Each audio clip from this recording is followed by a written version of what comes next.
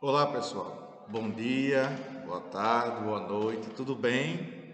Espero que vocês estejam bem, se cuidando, usando as máscaras, utilização também do álcool em gel, do distanciamento social, isso é fundamental, tá bom? Esse momento tão crítico que nosso país está vivendo com relação à saúde pública, tá bom? Espero que vocês estejam bem. A aula de hoje, minha gente, um conteúdo do sétimo ano, ainda falando sobre isso, as civilizações que vão habitar o nosso continente, o continente americano. O continente americano, aí nós vamos utilizar nossos conteúdos de geografia, ele é composto em três partes. Quais são essas partes? A América do Norte, não é? Lembrando a América do Norte, não é? Dos pontos cardeais norte lá em cima, o centro tem a América Central e no sul tem a América do Sul, onde o Brasil está localizado. Tá bom? Então, é esse conteúdo que nós vamos dar uma finalização nele hoje. Nessas civilizações, quais são as civilizações, professor, que ocuparam aqui antes da chegada de Cristóvão Colombo? Isso, muito bem, meu querido, essas mesmo. Incas, Maias e Astecas. Essas três civilizações vão estar inseridas dentro da ocupação do nosso território antes de antes de Cristóvão Colombo. Cristóvão Colombo, não é, chegou por volta de 1492. Eu estou citando isso, o ano, para você somente ficar situado, entendeu? Não necessariamente isso vai cair em teste, vai cair em prova em relação às datas. Isso é um tempo que não se usa mais na historiografia brasileira. Essa questão de datas, nós queremos saber quais foram os fatos que levaram a surgir a expansão marítima, o descobrimento da América, a chegada de Cristóvão Colombo aqui em nossa região, em nosso continente. Tá bom? Então, dito isto, nós vamos começar a estudar como era a sociedade desse período. Eu já falei, hoje vou dar um reforço nessa situação. Vamos entender de que forma estava dividida as sociedades, de que forma cada classe social, eu já falei sobre classe social no sexto ano e nesse ano também, é a representação de um grupo social daquele período, não é? Daquele período, daquela situação. Então nós temos hoje toda essa preocupação de estudar esses povos que ocuparam a nossa região e também fizeram com que a gente pudesse entender, não é? Então, a partir desse período, desse momento, estamos conseguindo observar como era o comportamento e as características e essa herança que foi deixada por esses povos, pelos incas, pelos astecas e de que forma eles vão colaborar para o nosso desenvolvimento. Tá bom assim? Vamos entender aqui na página 54 como estava colocada a situação das classes sociais, os grupos sociais, cada grupo social. Eu estou lembrando também a vocês que o ano passado a gente fazia a representação dessas classes sociais através de quê? Através de pirâmides, não é? E aqui na página 54 não está através de pirâmides, está através desses itens aqui, ó, em quadradinhos, não é? Aí você pode até desenhar uma pirâmide aqui do lado e colocar essas classes como sendo representadas através dessas pirâmides.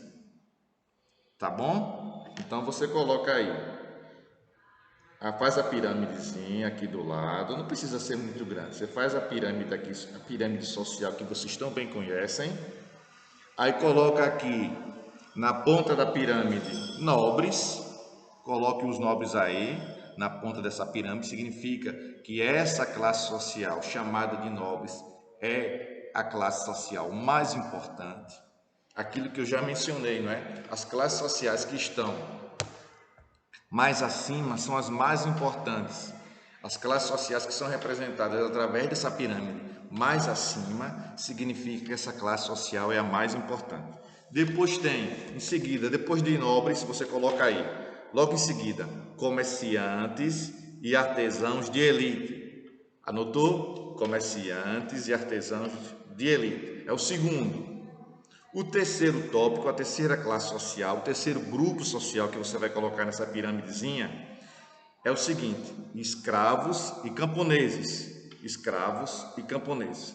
O quarto são os chamados, prisioneiros de guerra. Prisioneiros de guerra.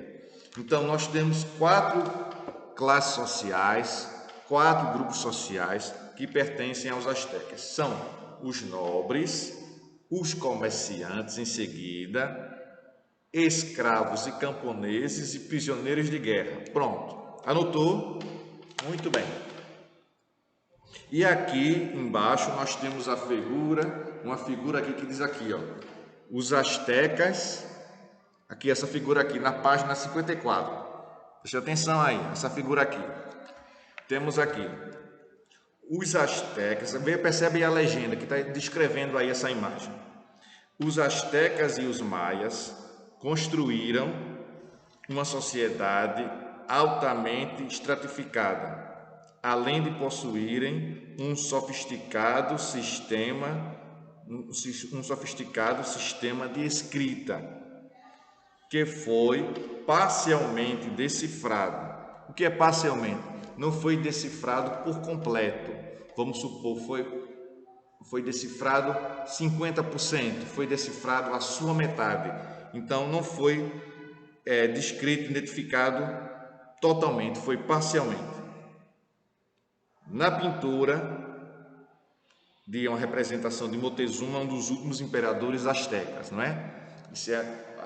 Os astecas tinham seus imperadores, talvez o mais famoso deles foi Moctezuma. E aqui nós temos um outro povo que habitou também a América.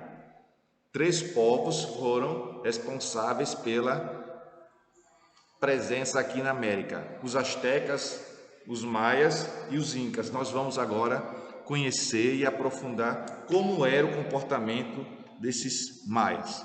De que forma esses maias estavam organizados politicamente e socialmente.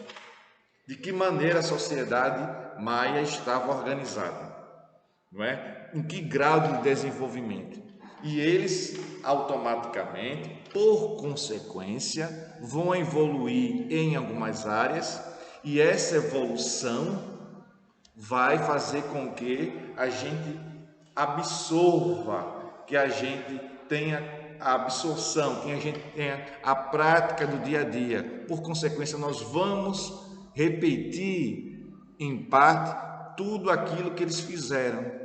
Foi repetindo de geração para geração. Se eles eram desenvolvidos na matemática, com os números, muitas pessoas vão evoluir por conta deles, por conta desses maias, desse povo maia que habitou aqui na América. Deu para entender? Pronto. Essa civilização maia, na página 54 ainda aqui, ó, 54, presta atenção aí, página 54. Essa civilização também era bastante desenvolvida tecnologicamente. Tinha conhecimentos matemáticos, olha aí, astronômicos e medicinais. Destacava-se o alto grau de desenvolvimento e conhecimento astronômico.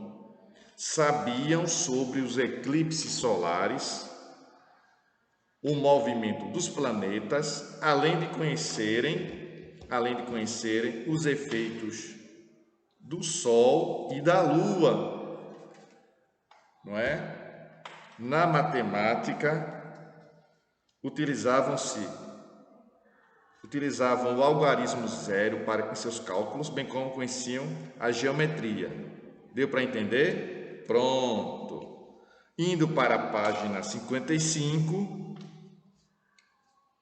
não é?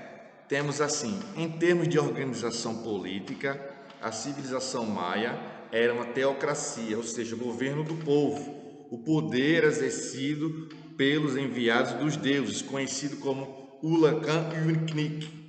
Eram bastante militarizados, utilizavam muitas armas, tendo a cultura de guerrear e dominar o povo, escravizando-os e usando-os em sacrifícios aos deuses.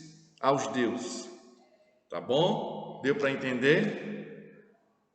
Não é? Os mais desenvolveram ainda a sua civilização na península de Yucatán, no México e na América Central. Essa localização geográfica facilitou a invasão dos espanhóis que logo dominaram e suprimiram, ou seja, conquistaram esse povo, dominaram esse povo.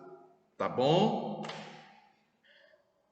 Aqui na página 56, indo para a página 56, nós temos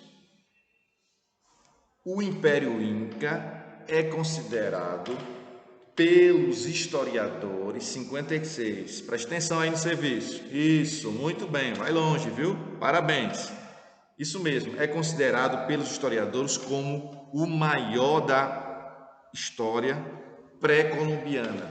Esse pré-colombiano significa o que, professor? Isso, pré significa antes, antes de quem? Antes de Colombo.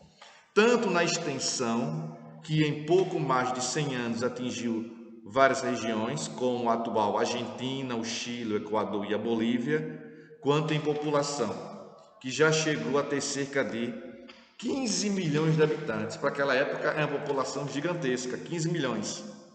Essa extensão dificultava o estabelecimento de uma administração consistente, centralizada. O que significa isso? Uma administração forte, centralizada, em que um único governante estaria ali administrando. Deu para entender? Um único governante. O que com certeza favoreceu a invasão dos espanhóis e, consequentemente, queda que se deu em 1532. Deu para entender? Essa queda aí significa que deixou de existir, tá bom? Essa civilização deixou de existir, a civilização dos Incas, em 1532, com a chegada dos espanhóis, tá bom? Que chegaram antes, eles chegaram lá por volta de 1492. Prosseguindo então, ainda na página 56, o que é que temos então? Os Incas eram da etnia Quechua e acreditavam que seu representante era descendente direto do Sol, chamado justamente de Inca. Ele tinha os poderes para administrar a civilização e comandar o exército. Já os seus poderes políticos eram limitados, eram restritos, não eram amplos, tinham limitações pelos costumes, ou seja, aquelas leis eram repassadas de geração para geração através dos costumes e eram limitados, mas precisamente pela religião. A religião costumava designar, dizer como devia ser esse comportamento limitado, não é? O poder político estava junto à questão religiosa. A religião iria determinar como aquele governante iria governar, como ele iria se comportar. Deu para entender? Costumava casar com suas irmãs, escolhendo a mais velha, que recebia o nome de Coia. Casava com as irmãs para quê? Para que não pudesse haver mistura de sangue. Sempre uma dinastia iria se sobrepor à outra. Não poderia nenhuma dinastia de outra região, de outra família poder governar. Então ficava-se somente entre eles. Não queria haver a mistura de sangue. Deu para entender? Naquele período se tinha muita importância a questão de sangue, determinado comportamento. Então, você está estudando história, mas você tem que ter um pensamento que, vez por outra, nós temos que entrar como se fosse uma máquina do tempo e mergulhar naquele período e entender o porquê aquela civilização se comportava, tinha ações um pouco diferentes, se comporta ou muito diferentes se comparadas às de hoje. Quem já assistiu o filme aqui chamado De Volta para o Futuro? Tem um cientista, não é? Que ele tem um carro, nesse carro ele tem uma maquininha que digita o ano que ele quer voltar para lá e conhecer aquele período. Estudar a história, guardando as devidas proporções, é isso. Você entrar numa maquininha, seja um carro, seja um avião, ou num grande recipiente, num grande galpão, num quarto, digitar um número na porta daquele quarto, dentro daquele carro, dentro daquele avião, digitar um número, eu quero ir para o ano 1300 e ir para lá, e entender como o povo daquele período se comportava. Nós estamos aqui entre os séculos XV e século XVI, para entender qual era verdadeiramente o comportamento daquela civilização. Não é? Então é primordial, é importante para você, estudante do 7º ano, ter essa noção, observar isso que te está dizendo a vocês, entender aquilo que eu estou repassando para vocês.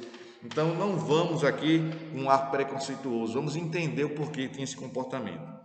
Prosseguindo aqui na página 56, após a minha explicação, a sucessão desse povo gerou muitos conflitos, pois como a base era descendência, os irmãos disputavam o poder, o que enfraquecia o império. Diante dessa situação, os espanhóis invadiram e dominaram o território inca e com muita facilidade.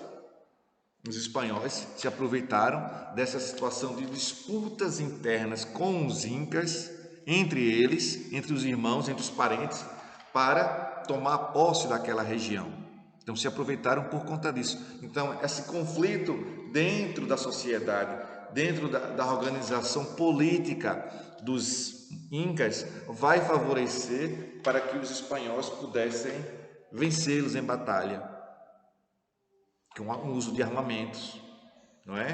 Deu para entender? Muito bem, vamos lá.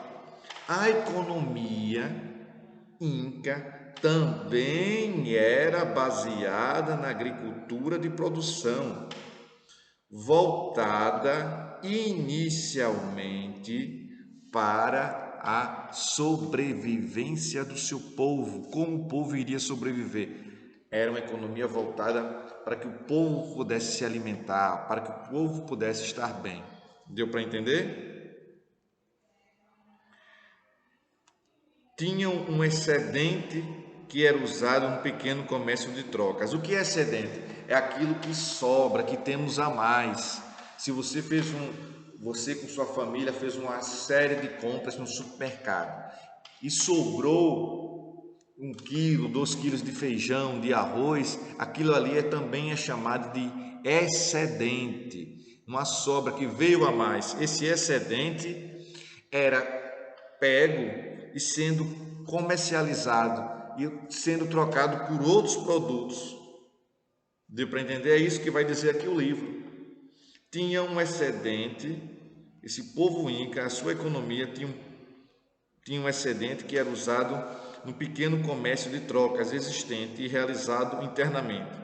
Foi nessa relação de produção que se destacou a figura do camponês Ailu. Sua força de produção, ou seja, a mão de obra, sustentava o luxo e a riqueza da elite inca, principalmente da nobreza. Em troca, recebia uma pequena parte de produção. Também trabalhavam nas construções das obras públicas voltadas para o público. O imperador, no caso dos incas, começavam a construir verdadeiros monumentos para chamar a atenção e para ele poder depois bater no peito e dizer: eu construí aquela pirâmide, fui eu que fiz aquele viaduto, fui eu que fiz aquela situação em que a população pudesse ter acesso à água. Eu construí um monumento para que os incas pudessem se apresentar no teatro. Então, ele tinha muito isso, os governantes. Alguns hoje ainda permanecem com essa situação, permanecem ainda com essa característica de achar que ele vai ser o centro das atenções e precisa construir algo que chame a atenção, que fique marcado para sempre. não é? E essas obras públicas tinham esse objetivo, que o nome desse governante ficasse marcado, como pirâmides religiosas, canais de irrigação e estradas. São situações que são construídas que ficam, sem dúvida nenhuma, que são registradas, que ficam para a posteridade, para as outras civilizações, os outros povos, as novas gerações possam contemplar, possam ficar abismados. Que coisa linda aquele canal que aquele governante tal construiu. Então, tem esse aspecto que a gente tem que observar e tem que analisar. Eu vou deixar para vocês aí a página 57,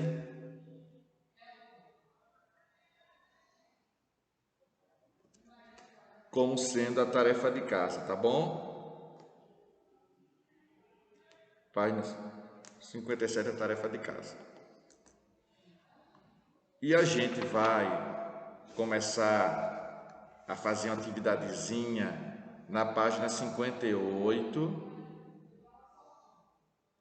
não é? Página 58 sendo a nossa tarefinha de classe. Agora, tá bom? Agora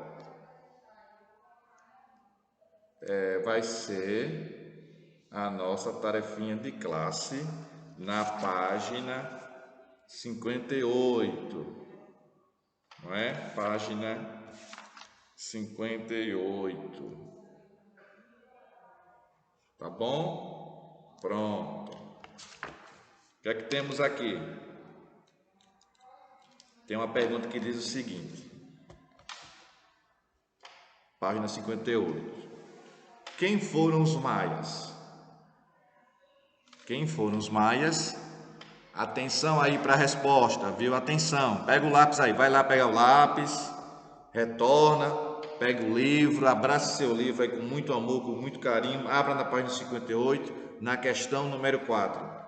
Qual é a resposta? Os maias formaram uma civilização, os maias formaram uma civilização indígena pré-colombiana, que apresentava alto grau de desenvolvimento matemático, astronômico e medicinal. Ponto. Repetindo, viu? Presta atenção aí, repetindo aí esse primeiro trecho da resposta. Os maias formaram uma civilização indígena pré-colombiana que apresentava um alto grau de desenvolvimento matemático, astronômico e medicinal. Era uma sociedade, era uma sociedade teocrática. O que significa teocrática? Governo de Deus. Onde Deus vai ser o centro de tudo, nesse governo teocrático aí. Exercida pelo Alak Yunik, que seria o enviado dos deuses para exercer o poder. O enviado dos deuses para exercer o poder. Ponto. Essa é a resposta da quarta questão. Bom, beleza? Vamos fazer mais uma questão? Isso, vamos lá. Ainda na página 58, viu? 58, a quinta questão.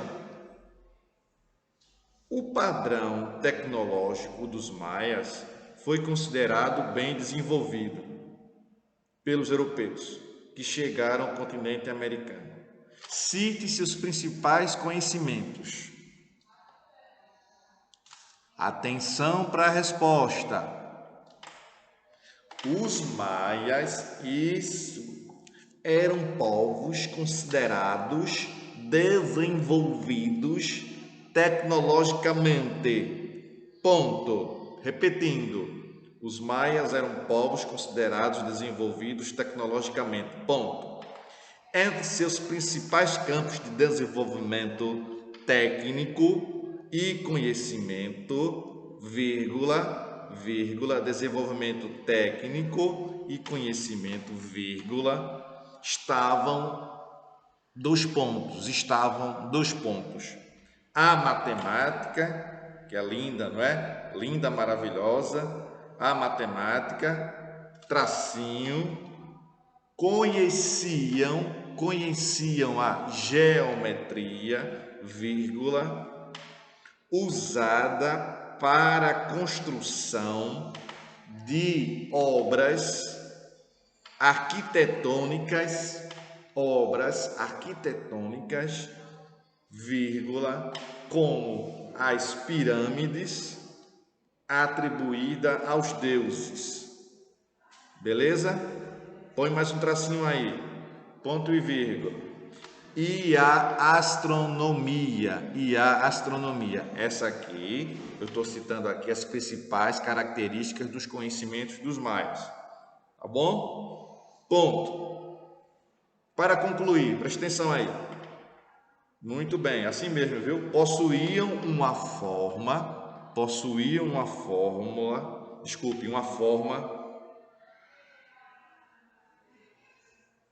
de contar o tempo,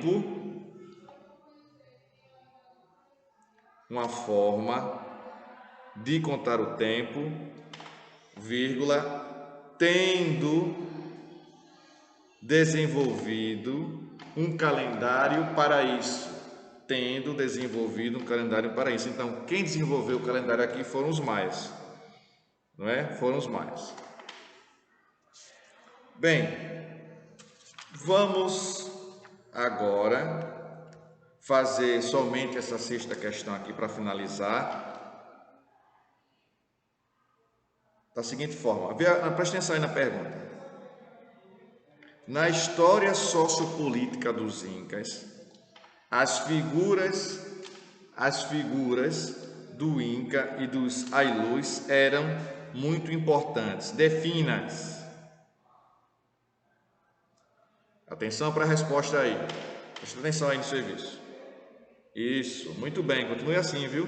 Os Incas eram de etnia Quichua.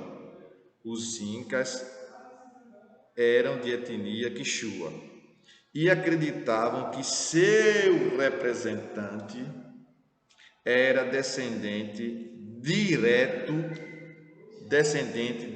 do Sol. Ponto. Aliás, recebendo o nome de Inca. Descendente direto do Sol, recebendo o nome de Inca. Ponto. Tinha o poder de administrar a civilização e comandar o exército. O Ailu era camponês, responsável pela... O Ailu era camponês, responsável pela produção agrícola inca. Ponto. Sua força de produção